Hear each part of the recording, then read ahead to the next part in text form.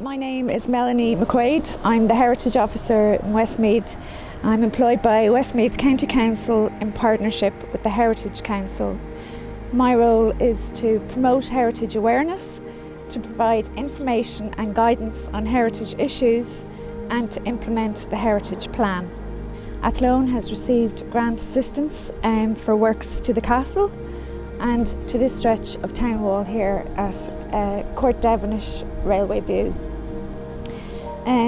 The Irish Wall Towns Network also provides training, and it has provided assistance for the medieval fair in Athlone. The town wall of Athlone dates from the mid-13th century. We know this from a document called a Murage Grant, which was essentially a grant of money from the king to build a wall around the town. The first wall was built around the medieval town, so that centred on the eastern side of the Shannon. Later the wall extended to cover the town west of the Shannon as well.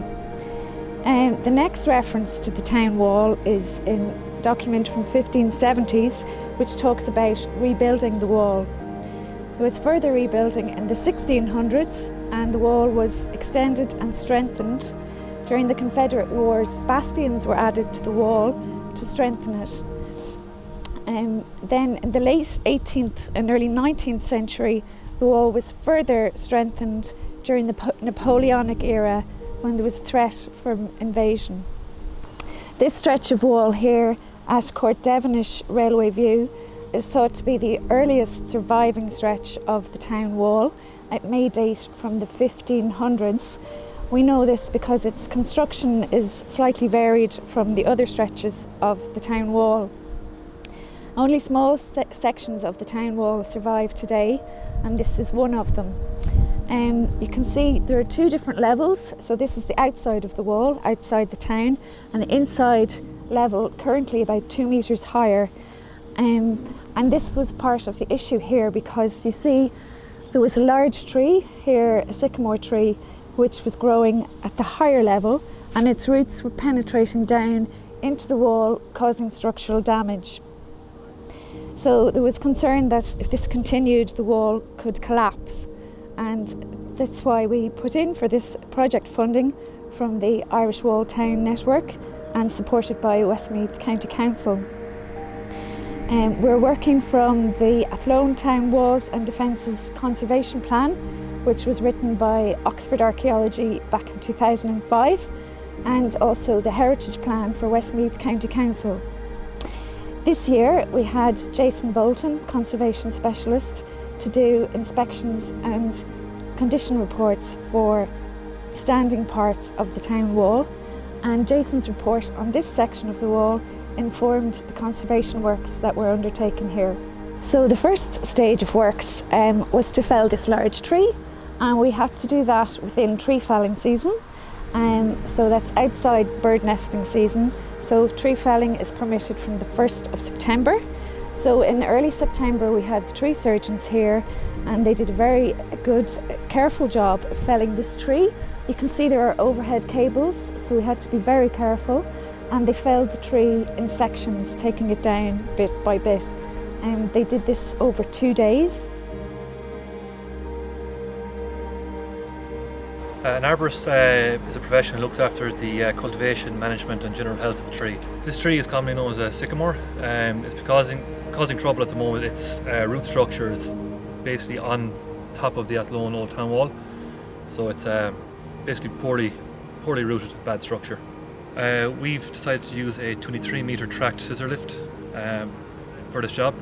It gives us a greater control over our timber, protecting our staff and the structure of the wall. This allows us greater control over our drop zone to protect the wall as we're dropping timber on the ground. There's a couple of options available. Stump grinding would be the most common, but for this situation, because of where the tree is located on top of the wall, we decided to use eco plugs. They're small, tiny capsules that release glyphosate into the stump, and it kills it over time. At Revamp Conservation, we specialise in the conservation and restoration of protected monuments and protected structures. We were delighted to find that we were awarded the conservation works for Athlone Town Wall. The reason for the proposed works behind me was because there was a tree growing on top of the wall and into the wall, and it posed a serious risk of collapse. And so Westmeath County Council and Irish Town Walls funded this project, and we were lucky enough to play this little part in conserving what was there since 1552. So at first there was a lot of vegetation on the walls here. This was treated, and then we removed it after several weeks of it being killed. Then we came and we steam cleaned the whole area behind me with a steam cleaning unit, 150 degrees Celsius, and it kills all biological matter. After that, then we raked out whatever defective mortar was left inside the joints of the wall. We designed a mortar mix in line with the specification and a report that Dr. Jason Bolton wrote. After designing the mix, we applied the mortar into the walls here. There was also pinning stones to consolidate the wall a bit more. There was an area up here in the corner which fell away and was destabilised after a number of years. We rebuilt that area. We actually came across 2 musket loops, one on this side of the wall where we think it is a musket loop, but there's definitely one on inside the neighbour's garden there, which was very exciting. So these are the different types of tools we use to perform our works on the Athlone town wall.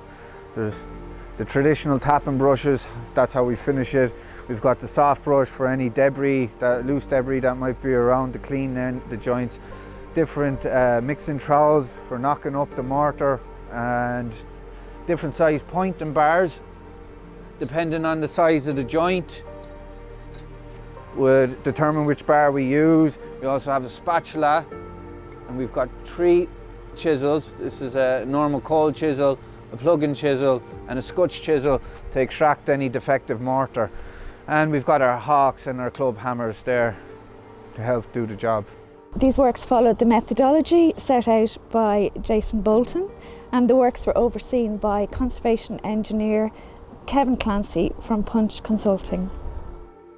My name is Kevin Clancy.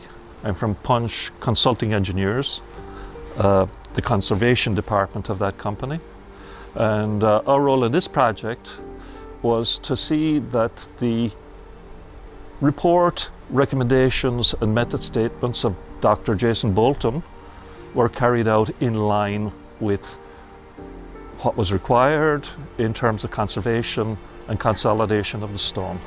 So we were here with the contractor and the heritage officer, making sure that the works that were being carried out, the consolidation, the pinning, were in line with that report and in the style of the original town walls.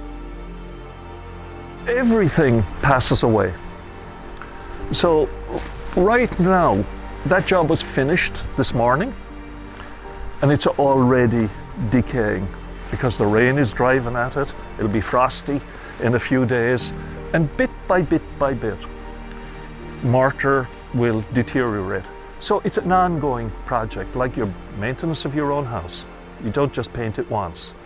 It has to be looked after and cared for. So it really means visiting from time to time, making sure that the vegetation isn't